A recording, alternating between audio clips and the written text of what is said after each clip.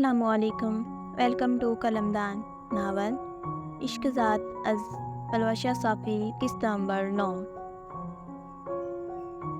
وہ خوش مزاجی سے گنگناتا ہوا گھر میں داخل ہوا۔ مما اور کومل بھابھی صوفے پر بیٹھی ہنس رہی تھی۔ ڈیڈ اور عثمان بھائی نے کچن کو تھل پتھل کر کے رکھ دیا تھا۔ وہ حیرت سے ساری کارروائی دیکھتا آگے آیا۔ اسے آتے دیکھ کر کومل اپنی جگہ سے اٹھی اور زہیب کو کچن لے جانے لگی۔ کومل آئے جناب، آپ کی کمی تھی۔ وہ زہیب کو کچن کے اس مقام پر کھڑا کر کے پیچھے ہوئی۔ یہاں ہو کیا رہا ہے؟ وہ تعجب سے اپنے ارد گرد کے ماحول کو دیکھ کر بولا، آج عورتیں آرام فرما رہی ہیں تو رات کا کھانا ہم مرد حضرات بنائیں گے۔ اس نے ایپرن گلے میں پہنے معزز شیف کی طرح کہا۔ ہا ہا ہا، دیٹس گڈ۔ ویسے بنا کیا رہے ہیں؟ میں تو کڑاہی بنا رہا ہوں، انہوں نے دیچکی میں چمچہ ہلاتے ہوئے کہا، اور میں چاول۔ تم میٹھا بنا لو۔ وہ جو ابھی بھی چاول ڈھونڈ رہے تھے زہیب کو مشورہ دے کر ہنسنے لگے۔ میٹھا؟ پر مجھے تو انڈا ابالنا بھی نہیں آتا۔ وہ ابھی بھی کنفیوزڈ کھڑا تھا۔ تو سیکھ لو، لندن میں کام آئے گا۔ وہ اب پانی کی نل کھولے چاول دھو رہے تھے۔ یا پھر تم چاہتے ہو جانے سے پہلے تمہاری بھی شادی کرا دیں؟ انہوں نے دیگ دم پر رکھتے ہوئے زہیب کی طرف رخ کر کے کہا۔ شادی کر بھی لوں تو اسے کون سا کوکنگ آتی ہے؟ اس نے دل میں مسکان کے بارے میں سوچا۔ نہیں، شادی ماسٹرز کے بعد ہی کروں گا۔ تو کیا بنانا ہے مجھے؟ اس نے آستین موڑتے ہوئے کہا۔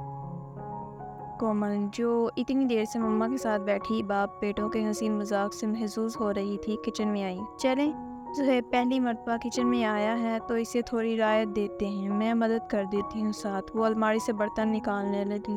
ہاؤ سویٹ آف یو بابی، اللہ ایسی بابی سب کو دے۔ اس نے خوشی سے کومل سے برتن پکڑتے ہوئے کہا۔ آمین، مجھے بھی، سب نے ایک ساتھ کہا لگایا۔ تمہارا سر درد کیسا ہے؟ ڈائننگ ٹیبل پر انہوں نے پلیٹ میں چاول نکالتے ہوئے پوچھا۔ سر درد؟ اس نے امی کو دیکھا۔ انہوں نے آنکھیں بڑی کر کے اسے گھورا۔ سر درد اب ٹھیک ہے؟ اس نے امی کے اشارے پر بخلاہٹ میں کہا۔ اگر طبیعت ٹھیک نہیں لگ رہی تو عرفان ڈاکٹر کو دکھا لائے گا، انہوں نے سلاد کھاتے ہوئے فکر مندی سے تجویز دی۔ عرفان، جو خاموشی سے کھانا کھا رہا تھا، مسکان کی طرف متوجہ ہوا۔ نہیں بابا، دوائی کھا لی تھی، اب ٹھیک ہوں۔ اپنی اضطرابی کیفیت چھپانے کے لیے وہ پلیٹ میں چمچ ہلانے لگی۔ وہ کسی بھی طرح موضوع گفتگو سے بچنا چاہتی تھی۔ کھانا کھا کر سب اپنے کاموں میں مشغول ہو گئے اور وہ اپنے بیڈ روم میں آ گئی۔ واؤ ڈیڈ، آپ کے ہاتھ میں بہت ذائقہ ہے، بہت اچھی بنی ہے کڑھائی۔ کومل نے چیختے ہی تعریفیں شروع کر دیں۔ ہاں بھائی، تجربہ کار آدمی ہوں، پھر بزنس مین ہوں، کئی دفعہ اکیلے سفر کرنا پڑا ہے، تو اتنا کچھ تو سیکھ جاتا ہے بندہ۔ انہوں نے بھی اپنی تعریف میں وضاحت دی۔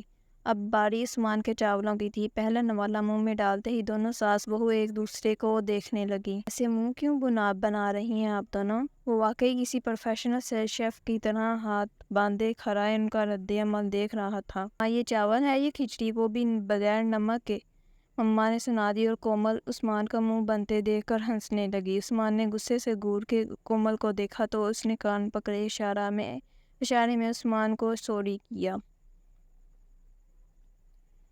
سب نے صرف ڈیڈ کی بنائی کڑاہی پر ہی ازالہ کیا۔ آخر میں میٹھے کی نوبت آئی تو جو سب نے بڑے شوق سے چٹ کر دی۔ دیکھا، فرسٹ ٹائم بنا کے بھی اتنا مزیدار تھا، اس نے جتاتے ہوئے خود کو داد دی۔ ساری محنت تو میری بیوی نے کی تھی، تم تو صرف چمچ ہلا رہے تھے۔ ہاں، تو اچھے سے چمچ ہلانا بھی قابلیت ہے۔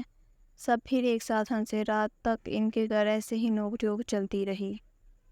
اس دن صبح سویرے سے ہی گھر میں ہلچل مچ گئی تھی۔ سب کو الگ الگ کام سونپ دیے گئے تھے۔ عثمان کے ملک سے باہر جانے کے سلسلے میں ان کے لیے کل رات کے کھانے پر دعوت رکھی تھی۔ اس وقت سب خواتین اوپری منزل کے لاؤنج میں بیٹھی ڈشز طے کر رہی تھیں۔ کون کون مدعو ہے چاچی؟ اس نے کاغذ قلم پکڑے سوال کیا۔ سب مدعو ہیں، کومل، اس کے شوہر اور ساس سسر، انہوں نے مصروف انداز میں جواب دیا۔ اور آپی کے دیور بھی؟ وہ مسکان کے سوال کا اشارہ سمجھ گئی تھی تو اپنی امی کے جواب میں اضافہ کیا اور مسکان کو دیکھ کر پوری بتیسی دکھا کے مسکرائی۔ مسکان اس کے ایسے تبصرے سے متذبذب ہوئی اور اپنا رخ موڑ لیا۔ ہاں وہ بھی تو ملک سے باہر پڑھنے جا رہا ہے، چلو پھر تو اسی میں اس کی بھی دعوت ہو گئی۔ وہ اب نائلہ بیگم اور سائرہ سے کسی ڈش کی ترکیب پر مباحثہ کرنے میں لگ گئی۔ اوہ تو وہ بھی جا رہا ہے، مجھے تو کسی نے بتایا ہی نہیں، اس نے مسکان کو دیکھتے ہوئے جتایا اور مسکان نے صرف گھور کر اسے چپ کروایا۔ تینوں خواتین تیاری شروع کرنے کچن میں کے سمت پر گئیں۔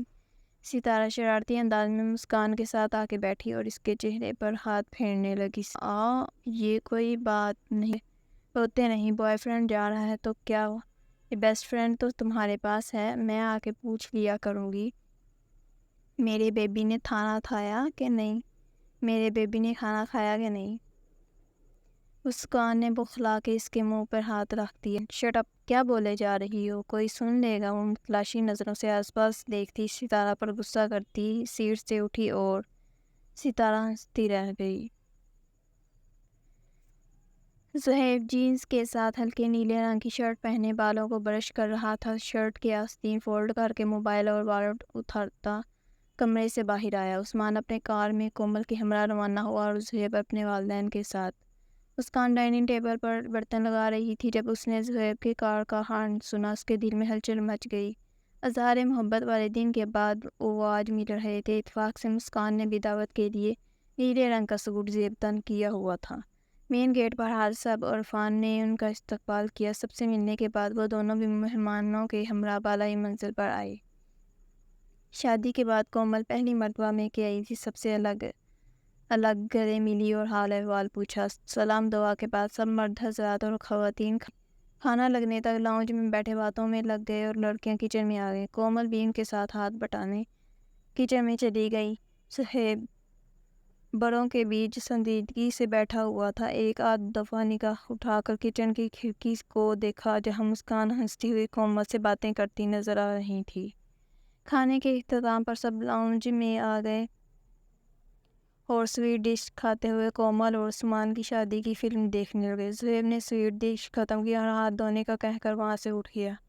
مسکان کو کونے میں کھڑی اس کے حرکات دیکھ رہی تھی۔ اس نے کچن سے نکلتے ہوئے مسکان کو ابرو کے اشارے سے باہر آنے کا کہا۔ مسکان نے شاکڈ کھڑی کنکھیوں سے اسے سیڑھیاں اترتے ہوئے نیچے جاتے دیکھا۔ اس کی دھڑکن تیز ہو گئی۔ وہ کنفیوز تھی کہ سب کے سامنے سے نکل کر کیسے جائے نیچے۔ کچھ لمحے اسی طرح گزرنے کے بعد بھی جب وہ زہیب واپس نہیں آیا تو وہ متفکر ہوئی۔ اس نے ارد گرد کا جائزہ لیا۔ سب مووی دیکھتے خوش گپیوں میں مصروف تھے، کسی کا ان کی طرف دھیان نہیں تھا۔ وہ اپنے مخصوص انداز میں بلی کی چال چلتی نچلی منزل پر آئی۔ گھر کی لائٹس آف تھیں، لاؤنج تاریکی میں ڈوبا ہوا تھا۔ وہ چاروں طرف دیکھتی زہیب کو ڈھونڈنے لگی۔ زہیب، اس نے دبی سی آواز میں اسے پکارا۔ وہ اس کے اوٹ سے نکل کر آیا اور اس کا ہاتھ پکڑتا اسی کے ہی کمرے میں لے گیا۔ دروازہ بند کر کے لائٹ آن کی۔ اب یہ کیا حرکت ہے زہیب، اس طرح ملنے کا کیا جواز بنتا ہے؟ وہ اس پر خفا ہوئی۔ مجھے تم سے باتیں کرنی تھی، اس نے ہلکی آواز میں کہا۔ مسکان کے دونوں ہاتھ تھام لیے۔ مسکان، باتیں تو ہم فون پر اتنی کرتے تو ہیں، تو پھر میں پرسوں جا رہا ہوں مسکان، اس نے مسکان کی بات مکمل ہونے سے پہلے ہی اپنا چہرہ اس کے کان کے قریب کر کے کہا اور مسکان کے الفاظ حلق میں ہی دم توڑ گئے۔ اس کے آگے مسکان کے پاس کہنے کو کچھ نہیں رہا تھا۔ اس نے خاموش دیکھ کر وہ پھر سے بولنا شروع ہوا۔ تمہیں پتہ ہے مسکان، تم سے ملنے سے پہلے میری لائف کا ایک ہی مقصد تھا، لندن میں کیریئر بنانا۔ اور مسکان کی آنکھوں میں دیکھ کے کہہ رہا تھا، لیکن اب جب سے تم سے پیار ہوا ہے میں دوہری کیفیت کا شکار ہوں۔ ایک طرف میرا کیریئر ہے اور ایک طرف میری محبت۔ جانا چاہتا بھی ہوں پر تم سے بھی الگ بھی نہیں ہو سکتا، اس نے افسردگی سے آہ بھری۔ مسکان نے اپنی دلی اضطراب پر قابو رکھنا چاہا۔ الگ کون ہو رہا ہے، ہم تو بس کچھ عرصے کے لیے دور ہو رہے ہیں، اور پھر آج کل تو انٹرنیٹ کا زمانہ ہے، ہر وقت رابطے میں تو رہیں گے، اس نے مسکرا کے کہا۔ آپ بے فکر ہو کر جاؤ، دل لگا کے پڑھو اور ٹاپ کر کے آؤ۔ اس نے زہیب کے ہاتھوں کو جنبش دے کر اس کی حوصلہ افزائی کی۔ اور تب تک میرا انتظار کرو گی؟ اس نے ہونٹ کاٹتے ہوئے اپنی تشویش کا اظہار کیا۔ آپ کو اپنی زندگی کا ساتھی چن لیا ہے تو انتظار کیوں نہیں کروں گی؟ ضرور کروں گی، اس نے زہیب کو اطمینان دیتے ہوئے کہا۔ وعدہ؟ پکا وعدہ۔ زہیب اس کی بات پر سکون سے مسکرایا۔ تھینک یو، اب تسلی ہوئی، اب تو کہہ دو۔ اس نے التجا کی۔ کیا؟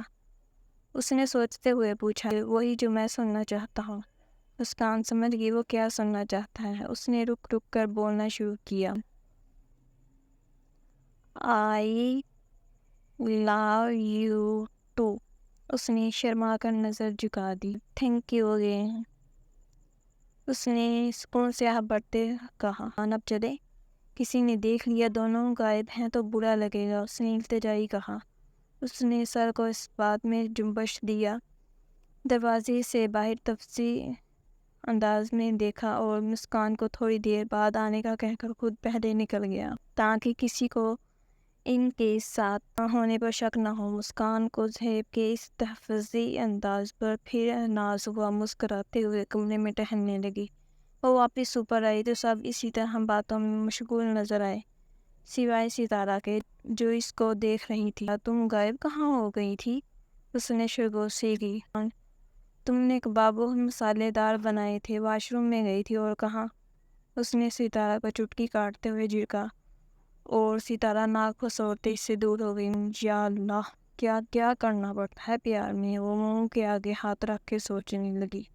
مووی ختم ہوئی تو سہیل صاحب کھڑے ہو گئے اور جانے کی اجازت مانگی۔ سب ان کو رخصت کرنے گیٹ تک گئے اور الوداع لیتے عثمان اور زہیب نے کار چلا دی۔ جاری ہیں۔ Must like the videos and subscribe my YouTube channel and don't forget to press the bell icon.